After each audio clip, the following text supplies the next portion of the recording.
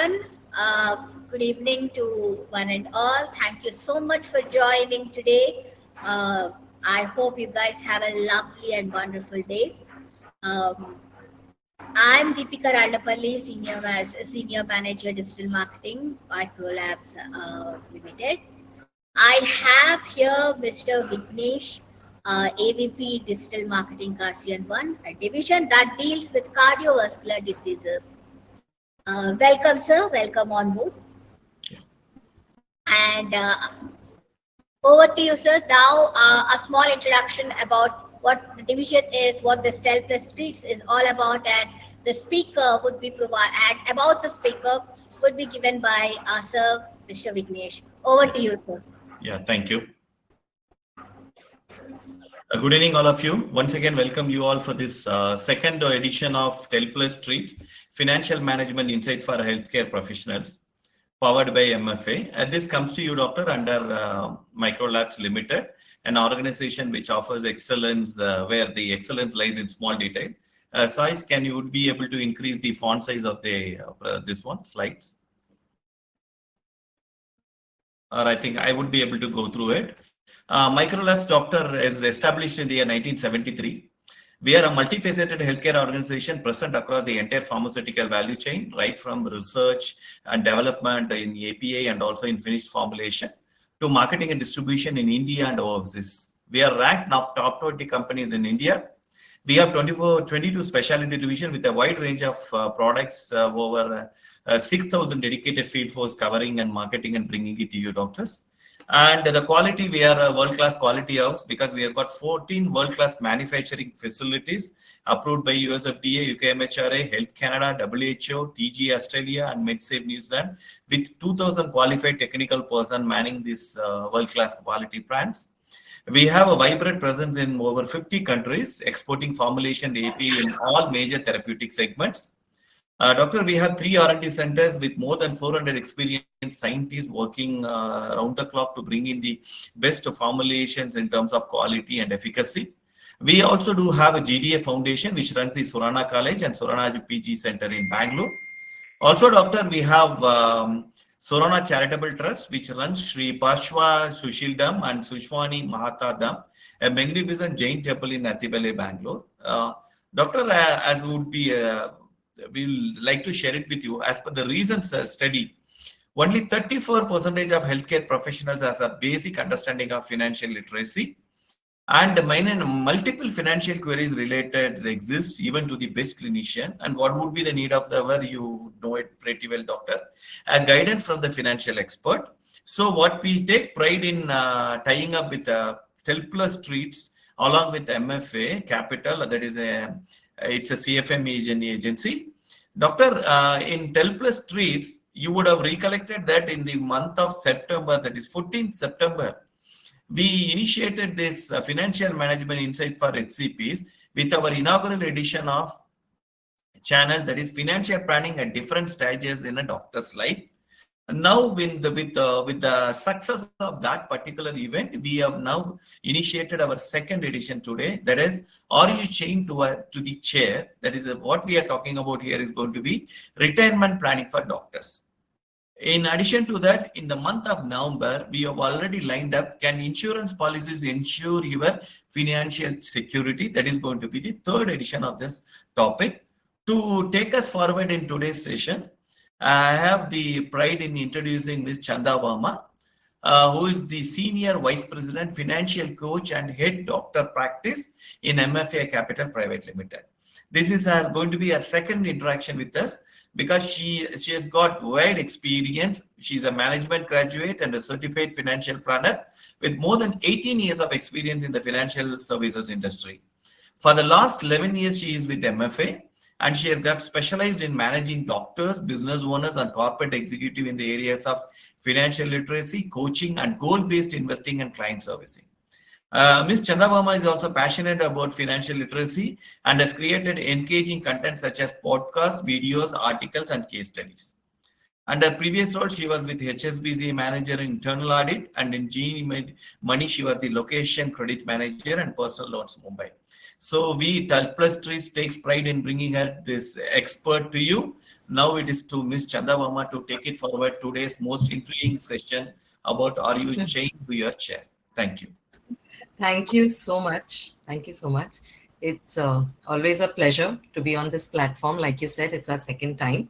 And hopefully, this topic is of interest to most doctors. So let me just share my screen.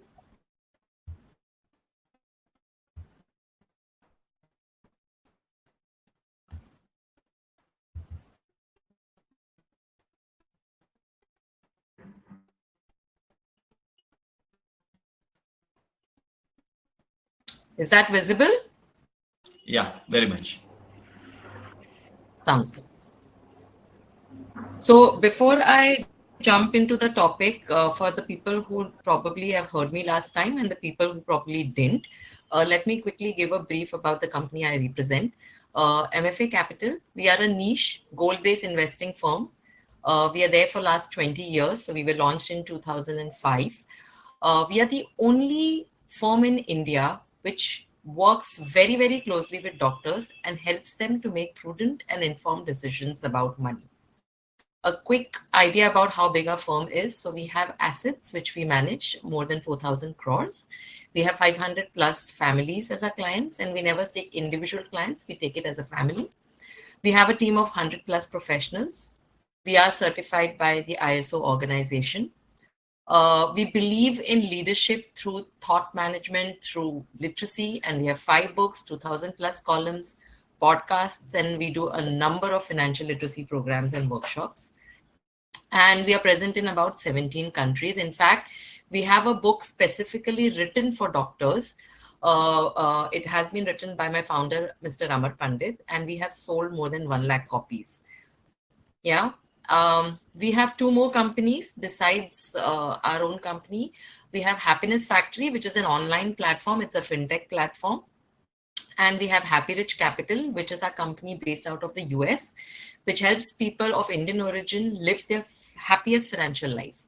So whether they want to invest in India or they want to invest in the US itself, we help them do the same. Now, coming to the topic. Okay, now, like Vignesh explained, I have worked very closely with doctors. I have met more than 2,000 doctors, all right? And these are the different associations that we've had. We've worked with oncologists, we've worked with urologists, we've worked with cardiologists, we've worked with gynecologists, we've worked with a number of pharma companies. And whenever we've asked people, what does retirement mean to you? When we've asked doctors that, I've got various answers and I've tried to collate all these answers for you. And I'm sure any of your answers would be something similar. So most doctors say, I haven't thought of retirement. I mean, retirement is a word which most doctors don't like. Some say, maybe I will retire at age of 70, 75, 65. I don't know. I have not even thought about it. The doctors also tell us, what will I do if I don't work? I will work till my hands don't shake. I love and enjoy what I do. I will always be in my chair and I can't imagine any other life. I don't want to be idle. Work keeps me active. I like to slow down, but I will also take up other things that I can do. I don't know if I can stop working. There are so many doctors who say they are working because they have to, and they don't know whether, what is sufficient for them to actually slow down. And there are some doctors who say, I have to work to keep earning, so I just can't retire. So your answers also may fall into any of this. But what we are trying to do in this webinar is try to break the myth of retirement. So for us, when we talk about retirement for doctors, it does not mean hang your boots, do nothing, live an idle life. No. For us, we demystify retirement. And for us, it is about doing what you want and when you want. Not because you have to, because you want to. So we have doctors who have done retirement planning and they are at a stage where they are 65, 70, still working, but they decide, I can go on a 21-day holiday. Or they say, I can work only 4 days a week. Or I can reduce my working hours. I will not take any OPDs in the evening. That, according to us, is retirement. So you're doing what you want when you want. All right. Now, let me try and explain how retirement is seen by doctors that I have met and when I have asked them questions. Now, let me take an example. Most of the doctors that I have met and have spoken about retirement are in the age group 50 onwards. But I've taken a case where, let's say, the age is about 60 years. And when I asked them, okay, if you have to slow down, okay, what would be that age? And they said, I can slow down at 70, but let's work at 65. Always good to know that you can retire earlier. We always work till a life expectancy of 90 years because it's very important that your money should last you till you live. Your savings should outlive you. You should not outlive your savings. The next question we ask is, what is the income that you would need per month if you were to slow down and assume that no income comes? You're working maybe for charitable purpose, you're working for the love of it, you're slowing down, and let's assume no income comes in. What is the need that you have per month to live a comfortable life? So this doctor told us it's 3 lakh rupees a month. Then he said, I already have 5 crore rupees and I will put all this money in a combination of some senior citizen savings schemes, some fixed deposits, etc. And I'll get about 8% returns. Now, the way he calculated was 8% of 5 crores. If I have 5 crores, I get 8% on it. So I have 40 lakhs per annum. So that's easily more than 3 lakh rupees a month. So ठीक है, मेरे दिमाग में ये calculation है कि I need 5 crores. And I'm very close to having that. I already have real estate and so it's all okay. Now, this is what the perception is, that I'm sorted, retirement का मेरे पास planning हो चुका है. The reality is that the 3 lakh rupees that you need, which is comfortable for you, actually there is something called as inflation in the economy. And this we forget to take into account. So what is 3 lakh today? What you will actually need is 4 lakh rupees at the age of 65, which is 5 years from now. And as you keep growing, as the years pass by till the age of 75, 80, this will only increase. So if you have to withdraw money, which is equivalent to 3 lakh rupees 10 years down the line, you don't need 5 crores. You need 9.6 crores.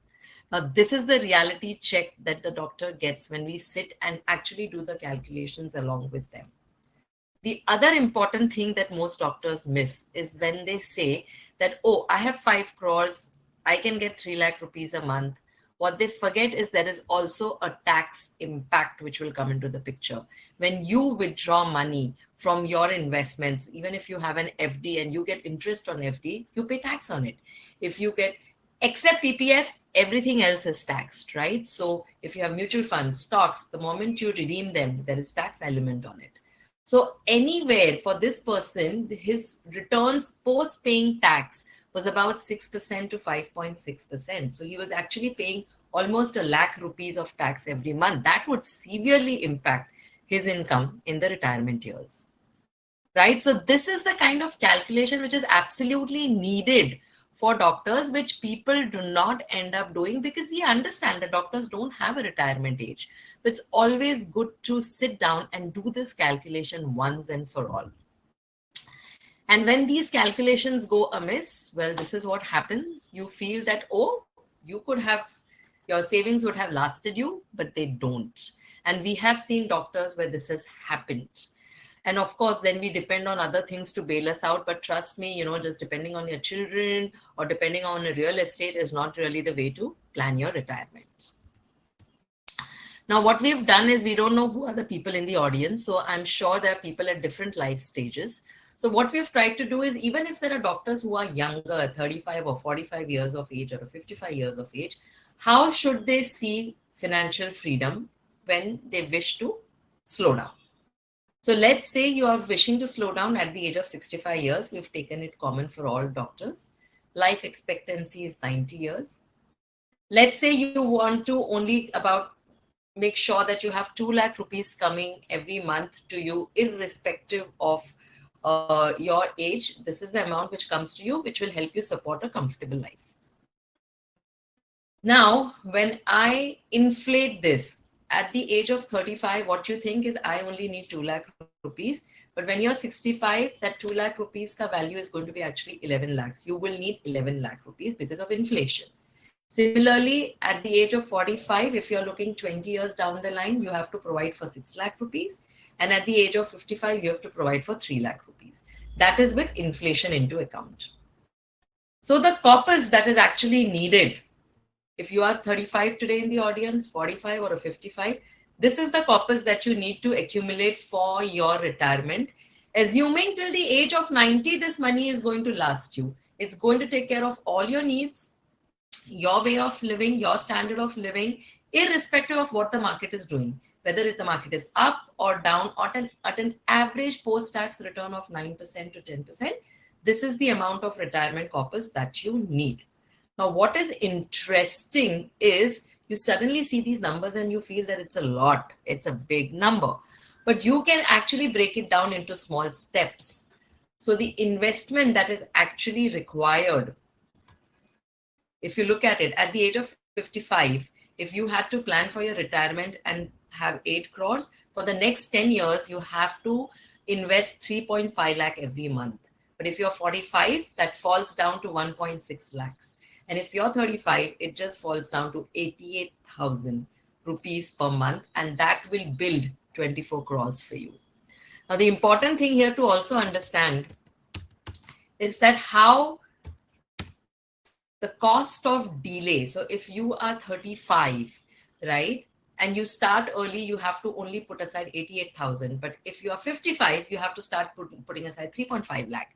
But even after putting aside so much money, what you build is 8 crores only because your money hasn't got that much time to grow, right? So the difference in the corpus that you can really accumulate is huge. And that is why we talk to doctors who are at a younger age. We understand that doctors, they have a long study age. You are studying till about 30 years of age. You start working only at 31, 32. By the time you settle, you're around 40 years of age. But from 40 to 65, you still have 25 years. So make use of those 25 years. Why? Because of my next slide. There's a power of compounding that we have all studied when we were in school, but we really don't know how to apply it in our real life. So we've tried and shown you an example over here where maybe, let's say, a doctor is going to invest for, let's say, next 30 years of his life. All right. And you are investing only 25,000 rupees a month. You're a young doctor. You're maybe about 40 years of age or 30 years of age. So you are supposed to invest only 25,000 rupees a month. How does this money grow? For the first 10 years, you will feel, there's not much growth. I've only accumulated 48 lakhs. For the next 10 years, you will say, oh, okay, I've accumulated close to 1.5, 1.2 crore rupees, 1.7 crore rupees. You see the next 10 years. The next 10 years is where the compounding really starts working. And suddenly, the corpus has grown to 5 CR for you, with 25,000 being invested every month. So you have to either start early or you start small, because a lot of doctors who are young say, I don't have money to invest. But even that 15,000 rupees and 20,000 rupees is going to build a big enough kitty for you to help you. And as you grow in your practice and as you become older and more experienced, you will only increase the investment per month. So it's only going to create a bigger corpus for you. Now, the other question that I get is, okay, so I understand this concept of compounding. I understand I have to start. But there are so many options. There is shares, there is mutual funds, there is PPF, there is NPS, which is National Pension Scheme. There is fixed deposit. There are so many insurance policies which are available. We have bonds, we have gold, we have property. What are these investment options and how should I manage my investment options? Well, now this is where we have a philosophy which is very similar to that of our doctors.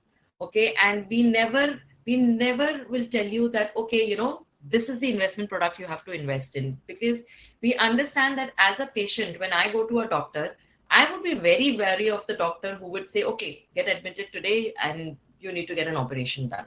Or he quickly tells us, okay, this is your treatment plan and blah, blah, blah, blah, and you have a kharcha of 5 lakh rupees or 10 lakh rupees. What I would expect the doctor to do is first understand me, ask me my symptoms, take a history of my medical life, and then decide what would be the course of action. And that is what a doctor typically does. Understands patient history. Similarly, we try and understand what are the goals of the person who's looking to plan. Something similar to a medical test is a financial fitness checkup. So before I have to tell you what you need to do for your retirement, I need to first see what you've already done.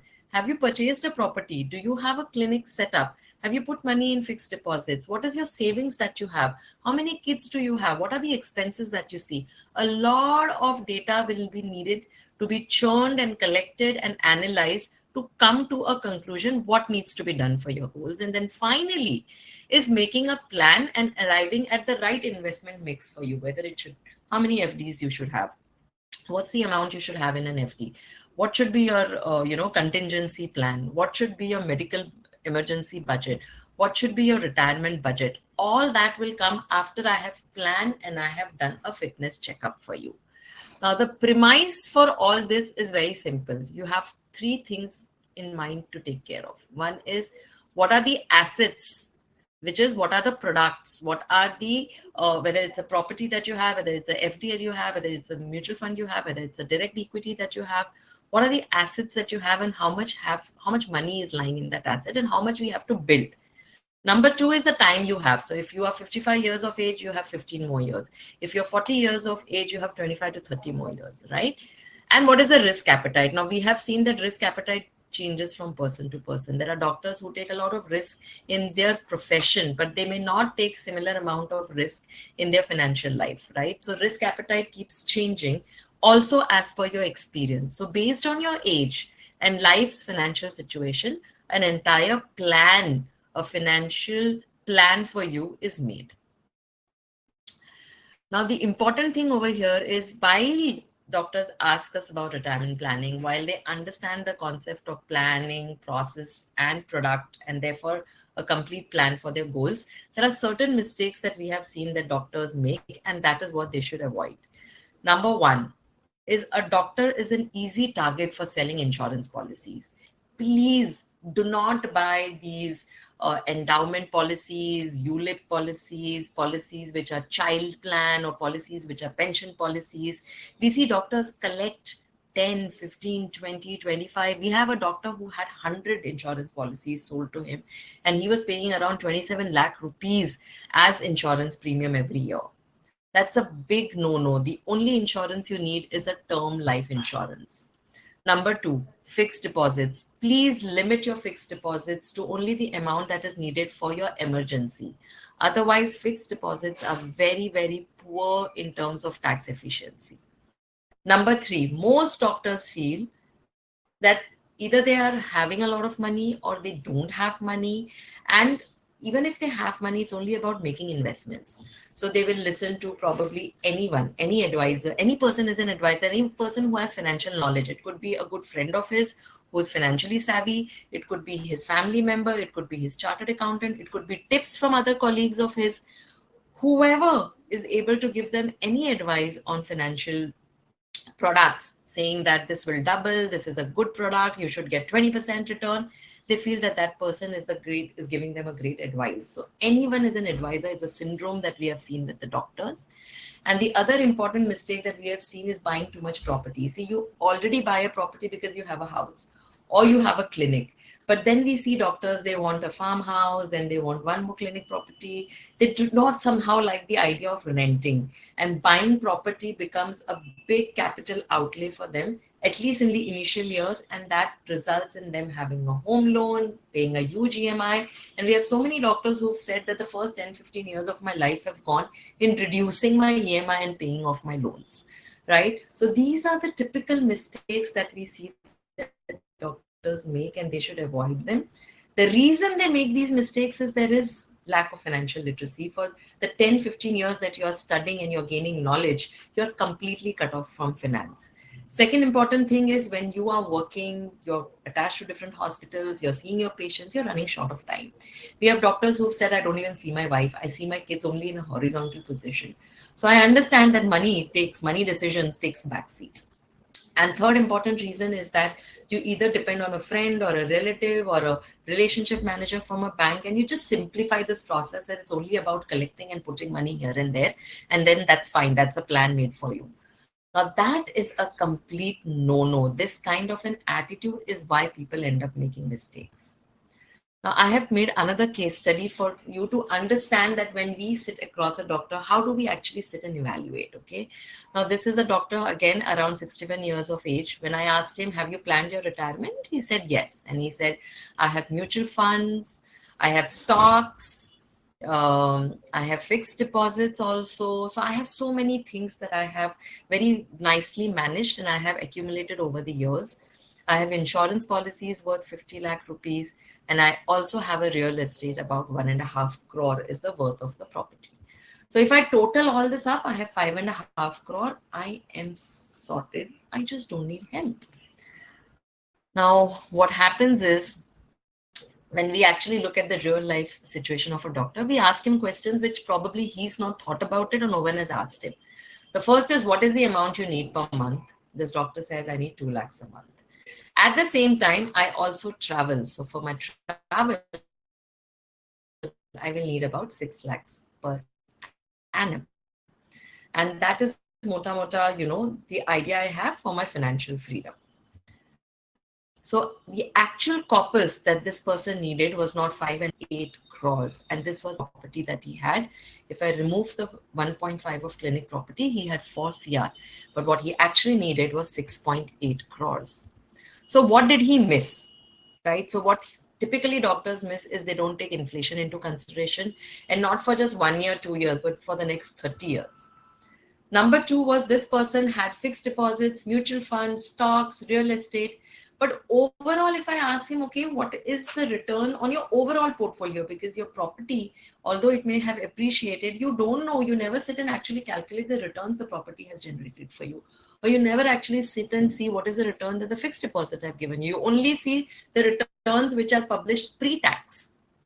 But you pay tax on it every year. Your CA does it for you every year in the month of September. No idea about his post-tax returns. The other thing was, but how to decide that when it is time to use the fund, what should you do? Whether you should get out of mutual funds, which mutual funds, whether you should sell a particular stock, what stock. Who will take all these decisions in the next 30 years of retirement? There was no plan, there was no thought, there was no process put in place, which is the case with most people. Then he had not planned for any contingency or emergency. It could be medical, it could be something to do with his family, anything at all. Now, he had different products where he had invested, but he didn't know what was the risk involved. Were they suitable for him? Should he allocate more to a particular product? For example, he had mutual funds worth 50 lakhs, but he had different mutual fund schemes, some 30 schemes he had collected. He had more than 50 stocks, which was not required for a 1 crore of stock portfolio. He had small amounts of FDs, around 20 FDs at different rate of returns. He had 10 insurance policies. Now, he did not have separate buckets for different needs. So your retirement bucket should be separate. Your bucket for your kids should be separate. Your bucket for your grandchildren should be separate. Your bucket for your medical needs should be separate. This had not come up in his mind for the next 20 to 30 years. And then he was depending on his real estate to fund any gaps. Did not keep in mind that it might be difficult to rent it out, or, like how it happened in COVID. People could not pay rent, or people did not go on rent, right? So many things can happen, but you do not think of it when you are actually sitting and planning. So his need was actually higher. Considering what he had done, what we realized was his savings would only last him till age 78 years. He would have run out of his saving because his post-tax returns overall were only 6%. His contingency need was 20 lakhs for which he had not planned. And he had a medical policy of 25 lakhs, but he said, yes, the medical emergencies can come anytime. Many a times you get only 80% of the money, and you have to provide for, other things which may be needed, like house help, etc. So you need to keep aside health corpus of about 25 lakhs that will take care of any of these things, which he had not planned for. And this is for the entire family. So what did we do for him? Although he had enough, we could add some value to his life, right? The first thing we did was, before you plan your retirement, please first plan for any contingency, any emergency that can happen. So 20 lakhs from his entire 4 crore liquid assets was kept aside, earmarked only for contingency. Number two, for his health corpus, we kept aside 25 lakhs. Even if the need doesn't come and there is no health emergency, this money would grow. But in his mind, he knows that these two things are kept aside only for health. Now, for his retirement, we made a proper plan on how he would achieve 6.8 crores by managing what he had done right now, but just allocating it in a better manner, and also managing all the surplus he'll generate for the next 4 to 5 years. We also made a plan that once he retires, how will this money flow to him? Where the money will be invested for the first 10 years, next 10 years, and the next 10 years. There were certain leakages in his portfolio, like fixed deposits. He'd get 2 crore rupees. They were taxed at 30%. How we shifted that to other saving instruments where he at least got about 6 to 7% post-tax. He had an insurance policy. Out of the 10 policies, we surrendered one policy where he was paying a fee of 1.08 lakhs. This amount no longer had to be paid, and this premium was channelized in some better assets for him, which was basically annually he would put that money in mutual funds. Now, as a result of this, he had better post-tax returns. His overall post-tax returns, including his stocks, mutual funds, came to about 10% versus 6% earlier. Also, he was generating savings of about 3 lakh rupees a month, which we channelized as a SIP, a systematic investment plan. It did not affect his lifestyle at all. In fact, he came back and he said, it's been a year I'm doing a SIP, and and without me realizing, it's just making a nice corpus for me on the side, which will grow. The other important thing we did was consolidate for him, because he had complicated his life. He had 50 stocks, he had 30 mutual funds. We made a core of not more than 12 mutual fund schemes for him. The stocks were also pruned down to not more than 25. Keep things simple. So tracking the entire portfolio is very easy. And annually we track the progress, we do the course correction if anything is needed, depending upon the changes in the economy, changes in his life situation. And one very important thing that we did was making a will. We helped him to formulate a will, put a succession plan in place with the help of a lawyer. So if you see, there are so many things that can be done, even when you think you have different assets. I've done my retirement planning, I have my corpus, but this is the process approach that you need to take when you are planning for your retirement. Yeah. So I think what I have tried to do is, through examples, try to give you an understanding of what are the things, the tax, the inflation, your different buckets, your goals. These are the main things that you have to consider when you think of retirement. So for us, retirement is financial freedom. It is the freedom of choice. You want to work till you want to work. And you work only because you want to work, not because you have to work. So the question you need to ask yourself is, are you working out of choice, or are you working because you have no choice? For the doctors who are much younger, please understand this question will be very, very relevant to you, and you can start planning earlier. So this journey of 1,000 miles will begin with one step. Just you have to start. Like I showed you the slide on power of compounding, just start, but start small. The various services that we do for doctors are goal-based investing, like I told you, where we help in managing cash flows.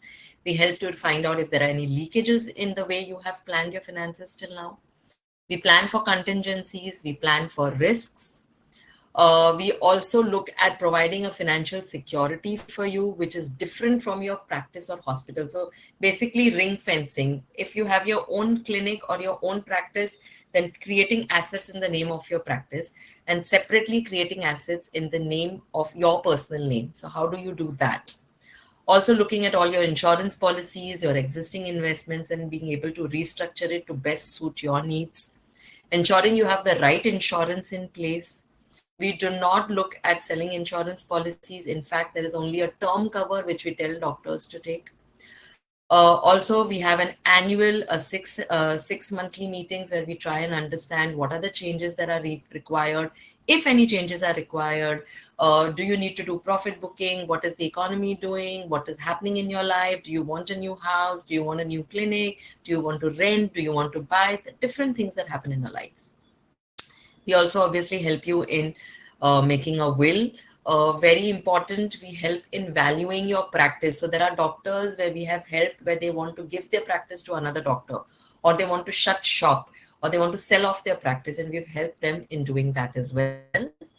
We've helped doctors in managing their debt. There are many doctors for whom one of the goal is paying off all my debt before I'm 60 years of age. So how do we tend to do that? How do we buy equipment, or we have plans for hospital expansion, especially doctors who are in tier 2 towns and cities. How do you plan that better? And also whether you should rent or you should outright purchase, what is better for you? Many other things which are value added services is helping you put all your documentation in one place. So you have a bird's eye view, a 360-degree view of all of your documents when it comes to money. Coordinating with your CA, with your accountant, with your insurance agent, providing you a financial perspective of any money matter that may come to you. We have doctors who come to us and say that I'm planning to buy a luxury car, and I have different loan options. One is for 3 years, one is for 5 years, one is for 7 years, one is a buyback option. What should I do? So we try and look at all of that and help the doctors to take that decision.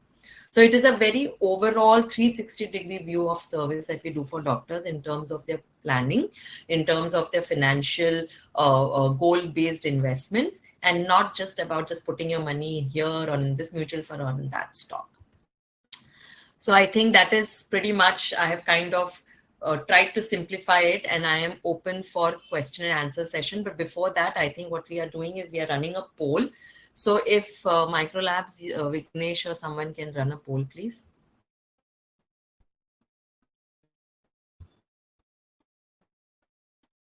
Mute, you're mute. Thank you for that session, which is wonderful. I believe it is not only earmarked for doctors, it is for people like us also. We are into the sales, right? Isn't it? Okay. Because it's not a specific thing where only it is for a doctor or something, where you try to pick up the experience of how a doctor need to invest and move forward. Okay. So Vignesh, what happens is, doctors, they start very late. But at the same time, they don't have a retirement age. Whereas a person in a corporate life starts at 2025, but he has a retirement at 60 coming up, right? So there is a difference. But at the same time, doctors lose out on the first 10 years because I may start at the age of 25, but a doctor does not start till 40 years. Yeah. So then one question is, before we get into the polls, now the new age investment opportunity is no longer FTs are having that relevance with either senior citizen or youngsters. Today, everybody started believing in mutual fund because of the amount of returns it gives. But in the current market scenario, would you advise people to stay and continue to invest, not worry about the current market fluctuation? What is your viewpoint on this? Absolutely, Vignesh. The best time to start was yesterday. The second best time is today. Now, I know because I've been in this industry now for so many years, and we have seen the last 2 decades. Okay. Every time the market is volatile, when the market turned 50,000 points, again, we said it was the new high. What should I do? When it touched 60,000 in 2021, again, we said it is a new high. Okay. From 60, it went to 70 in 2023. Again, we said it's a new high. And today we are again at a new high, right? Okay. So in the short-term period, you always feel it. But when in hindsight, you look back, if you had stopped investing in 2021, you would be repenting today. So you are not investing for the next 5%, 10%. You're investing for the next 100 to 100%. You're investing for next 20 years. And in 20 years, it's only going to go up. Yeah. The other point which normally people talk is once we age up, I mean, like when you are about to get retired in the next, let us say 5 years or 10 years or in 15 years, does my investment attitude changes? Like I would take a lesser risk when I'm nearing my retirement compared to Yes, okay. It does make sense to reduce your risk. But again, depends from person to person. I have doctors who are at the age of 65, 70, and yet 80% of their investments are in equity. At the same time, I have doctors who are in that age group, but maybe only 50% is in equity. So it is what rocks your boat or doesn't, Okay. However, we always take a perspective where we are looking at protecting the capital and reducing the risk rather than running behind returns. Because if you protect capital and reduce risk, your returns will follow. Because returns is in no one's hands, right? It is what the market will do. Even Narendra Modi can't control the returns, or even the finance minister can't do it. So it's about managing your risk, managing your capital, the returns will follow. Okay, but this is, as you said, this risk appetite is individual to individual. That is what you're trying to Individual tell. to individual, yes. But in general, if you say, suppose somebody is in 60 years of age group, what should be in equity? What percentage should be in other safer investment? See, when a person is about 60 years of age and he's a doctor, he still has 10, 15 years of work experience left, right? Okay. He can easily keep around 75 to 80% in equity. Okay. So nearing Because the retirement. balance 20% will take care of the what we call the comfort level that he needs, Okay. right? Where the risk-free investment that he needs. Okay. The one last before we get into this, another question which few people of my colleagues have asked. Suppose, okay, we talk about creating a corpus for retirement. Okay, someone reached that retirement stage. The corpus is with him, right? The next question is how to utilize it in such a way so that the principal amount what we have invested remains there, but I'm withdrawing only the profits through Correct. SW, systemic withdrawal plan, SWP. Correct. That's a right way to move forward, isn't it? Correct. Vignesh, that is where our work comes in, right? I mean, Yeah, correct. in Bombay, you'll always meet people who have a lot of money, right? So having money is easier to lose money also, right? So if it was so easy to manage money and make sure that we only work on profits and we are able to protect our capital and nothing happens to it, all of us would have been millionaires. So that's where the real work, real expertise, real wisdom lies. And we use a bucket approach where we try and see that the first 3 or 4 years of your retirement is kept in something very safe, which is not volatile. So it's a mix of debt schemes, it's a mix of arbitrage schemes, it's a mix of FD, it's a mix of senior citizen schemes. The remaining 10 years is something that we try and have a moderate risk kind of a thing. And the next 10, 15 years is where I can take a risk. Right. So we try and build that kind of bucket and we monitor it every year. So as soon as your first 4 years may say, 1 saal chala gaya, 3 saal bacha, again, 1 year from this bucket comes into this bucket. So for that, we have a process in place so that you don't have to sit and worry, aaj ye mutual fund nikalu, kal wo stock nikalu. All that is done by our team. Yeah. Got it. Done. Yeah.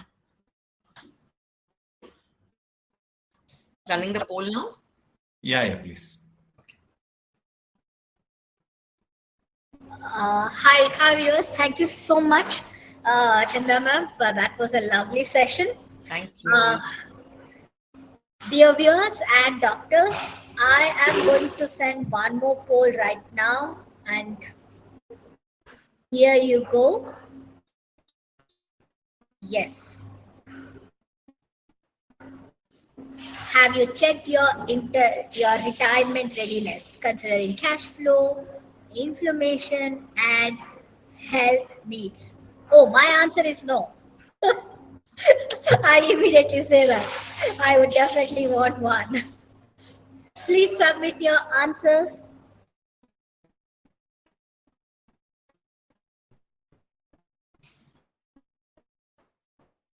That's lovely. We got 8 votes till now.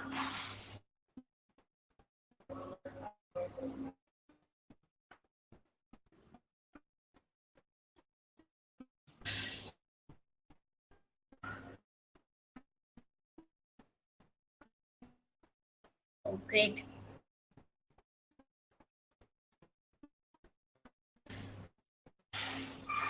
Okay, we got 12 votes. 16 votes till now. That's nice. That's a wonderful participation.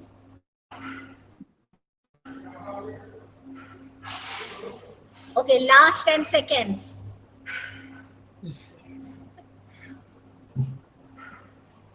All right, 10, 9, 8, 7, 6, 5, 4, 3, 2, 1. That's fabulous. Thank you so much. We're ending the poll, and here is the answer we have. So, 30% says yes, they have a plan in place. That's wonderful. The 34% says that no, they don't have anything, and 34% also say that not yet. They are in a position of planning it. They're thinking. So that's a wonderful poll participation. Thank you so much. We have got a few queries from the audience, and I request Ms. Chinda ma'am to answer these questions. I have a question from Dr. Ramesh Kumar.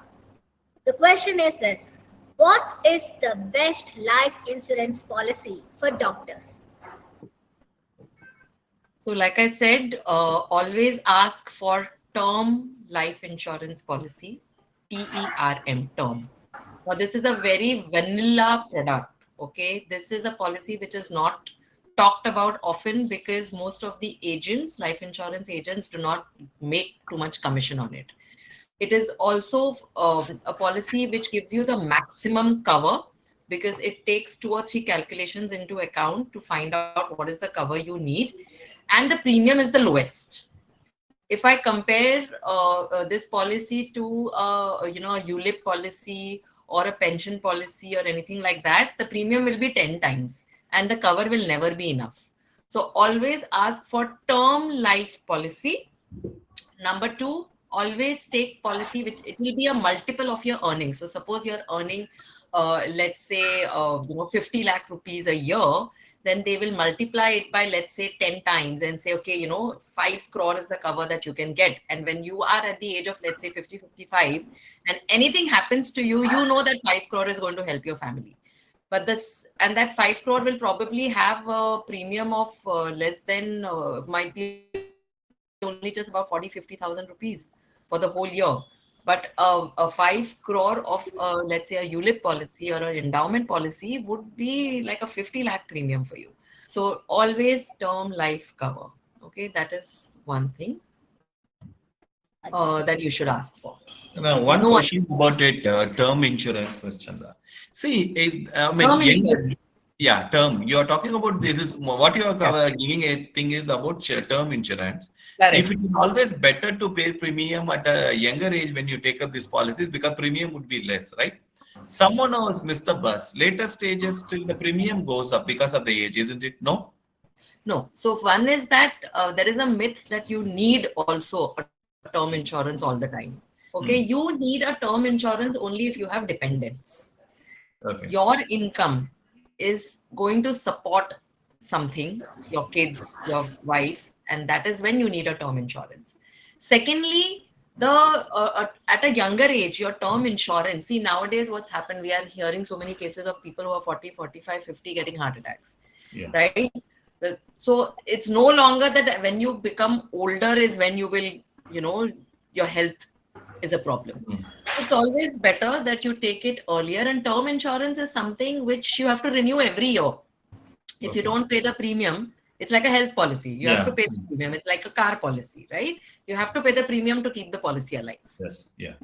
Okay. So if you don't pay the premium, the policy lapses. Then after 5 years, you decide, okay, I want it again. Then you take it again. So there is no problem like that, your premiums are going to get impacted or you will not get the money back, etc. Got it. The second question was asked by Atul Gupta, one of our colleagues. This question was meant for, I think, our Finance Minister, Nirmala Sitharaman. Still, I would go ahead and ask you about this. Is 80% of income keep on increasing, and how to invest without increasing the income tax? You can't run away from income tax. I'm sorry. Yeah, that's what I said. It was meant. I said it was meant for Finance Minister, not for you. Correct. And actually, I am seeing doctors who are very happy to have 80% of their income in check. Because when you have it in check, you pay tax, but you're also able to invest it. And then you don't have to think only about gold or property, etc. Okay. So we are actually seeing a trend where after demonetization, doctors have said that the trend has reversed and they're very happy about it. Oh, great. Okay. What about annuity from an insurance? I have planned an annuity at 15 lakhs per annum. Yeah. At 65 years apart from stocks. Yeah, no. Annuity, in our opinion, whenever we have looked at annuity policies and done our calculations, we realize that it does not take into account inflation. It does not give you inflated adjusted returns. So initially you might feel, you have an annuity of 15 lakh per annum, that is about a lakh rupees, 1,25,000 rupees a month. What will be the value of 1,25,000 a month 20 years down the line? It'll be worth 50,000 rupees. Okay. How is that going to help you? Right? So it never takes into account the inflation. That's why you should avoid such policies. Got it. I think we covered up everything, whatever is to be asked. In fact, whatever queries doctors had, that also is covered. I believe not many are there in this. Yeah. I think we have come to the end of this program, and thank you once again for this edition. And hopefully we'll meet up next month with the third edition. And meanwhile, doctors who were interested for the personal consultation, our financial experts' mobile number is displayed below. So I think they can always reach them out. And once again, a warm evening to all of you, and thank you very much for your participation on a weekday for doctors and the peak practice hours also. Yes. Thank you once again to all of you. Thank you so much. Thank you. Thank you. All right. Thank you so much. Bye-bye.